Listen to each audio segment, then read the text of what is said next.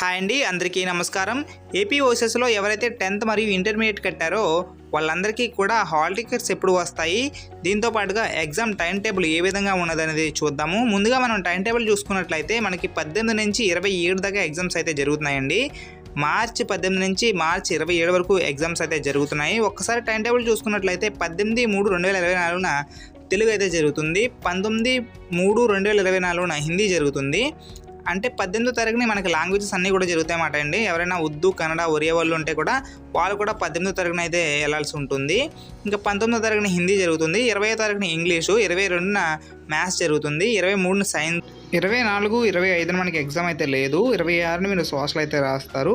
27న exam ఏంటి గురు అనుకుంటే కనుక బిజినెస్ స్టడీస్, మన విజ్ఞాన శాస్త్రం ఎక్స్ట్రా సబ్జెక్ట్ కట్టిన వాళ్ళు ఎక్స్ట్రాగా రాసుకోవచ్చు అన్నమాట. 10th క్లాస్ టైం టేబుల్ ఆ విధంగా ఉందన్నమాట. ఎవరైతే ఏపీ ఓఎస్ఎస్లో ఓపెన్ 10th కట్టారో టైం టేబుల్ ఆ విధంగా ఉంది. ఇప్పుడు ఇంటర్మీడియట్ టైం టేబుల్ అయితే చూద్దాము. ఇంటర్మీడియట్ మనకి ఎంపీసీ, బైపీసీ, సిఈసీ, హెచ్ఈసీ ఇలా డివైడ్ అవుతుందండి. గ్రూప్ని బట్టి టైం టేబుల్ ఉంటుంది. ఒకసారి టైం టేబుల్ చూసుకున్నట్లయితే కామన్గా అందరికీ ఒకే రోజులో ఎగ్జామ్స్ ఉన్నా కానీ మీ ఎగ్జామ్స్ హాల్స్ అనేవి మారుతూ ఉంటాయి అన్నమాట. ఇక టైం టేబుల్ విషయానికి ఒకసారి వెళ్ళినట్లయితే 18/3/2024న మార్చి 18వ తారీఖున అందరికీ కామన్గా హిందీ, తెలుగు, ఉర్దూ అయితే జరుగుతుంది. 19వ తారీఖున బైపీసీ వాళ్ళకి బయాలజీ అయితే జరుగుతుందండి. ఒకవేళ లేదు సిఈసీ వాళ్ళు ఎవరైనా కానీ, హెచ్ఈసీ వాళ్ళు ఎవరైనా కానీ ఉంటే కనుక వాళ్ళకి వాణిజ్య వ్యాపార శాస్త్రము లేదంటే గృహ విజ్ఞాన శాస్త్రము, మ్యాక్సిమం గృహ విజ్ఞాన శాస్త్రం ఎవరో తీసుకోరు, అది ఎక్స్ట్రా సబ్జెక్ట్ ఉన్న వాళ్ళు మాత్రమే తీసుకుంటారు, అది నో ప్రాబ్లం. మళ్ళీ 20వ తారీఖున అందరికీ కామన్గా ఇంగ్లీష్ అయితే జరుగుతుంది. అందరికీ కామన్ అండ్ ఇంగ్లీష్ కూడా అందరికీ కామన్ ఇంగ్లీష్ అయితే జరుగుతుంది. ఇక 22ని చూసుకున్నట్లయితే ఎంపీసీ వాళ్ళకి మ్యాథ్స్ అయితే జరుగుతుంది అన్నమాట.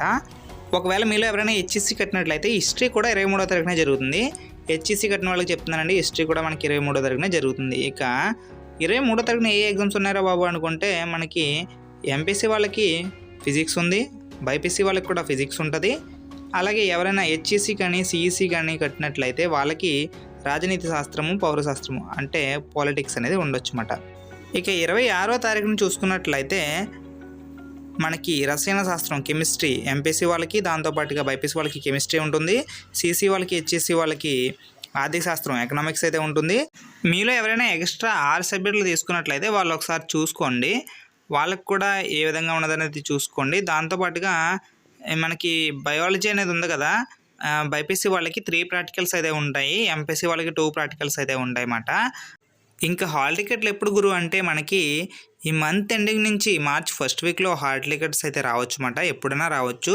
మేబీ మార్చ్ 1st వీక్ కల్లా అందరి చేతిలో హాల్ టికెట్స్ అనేవి ఉంటాయి. ఒకవేళ లేట్ అయినట్లయితే మార్చ్ 2nd వీక్ కల్లా మీరు హాల్ టికెట్స్ తీసుకుని మీ దగ్గర ఉంచుకోవడం చాలా నయం అన్నమాట. అలాగే హాల్ టికెట్స్ ఎవరైనా సరే 1 కాపీ కాకుండా డబల్ కాపీగా ప్రింట్ చేయించుకోండి. ఎందుకంటే ఒకటి కలర్ జిరాక్స్ అనేది మీ దగ్గర పెట్టుకుని లేదంటే ఒరిజినల్ పట్టుకెళ్ళండి, ఒరిజినల్ మీ దగ్గర పెట్టుకుని లేదా కలర్ జిరాక్స్ పట్టుకెళ్తూ ఉండండి. ఎందుకంటే 2 హాల్ టికెట్స్ క్యారీ చేయడం వల్ల మీకు చాలా బెనిఫిట్ అనేది ఉంటుంది. ఇక మీకు ఏమైనా ట్రిక్స్ లేకపోతే క్వశ్చన్ పేపర్ ఏమైనా ఎక్స్ప్లెయిన్ చేయాలి అనుకుంటే కింద కామెంట్ సెక్షన్లో కామెంట్ చేయండి. ఏ క్వశ్చన్ పేపర్ ఎక్స్ప్లెయిన్ చేయాలి, ఏ క్వశ్చన్స్ ఎలా రాయాలనే విషయం అయితే చెప్తాను. ఏపీ ఓఎస్ఎస్ ఎగ్జామ్స్ ఎలా జరుగుతాయి, అసలు ఏ ట్రిక్స్ ఉపయోగిస్తే పాస్ అవుతాము అనే విషయాలు ఫర్దర్గా వీడియోస్లో అయితే చెప్పుకుందాము. అలాగే మీకు ఏమైనా సబ్జెక్ట్లో డౌట్ ఉంటే కనుక కింద కామెంట్ సెక్షన్లో కామెంట్ చేయండి, తప్పకుండా రిప్లై అయితే వస్తుంది. Thank you for watching. Give you more updates, subscribe our channel. Thank you for watching.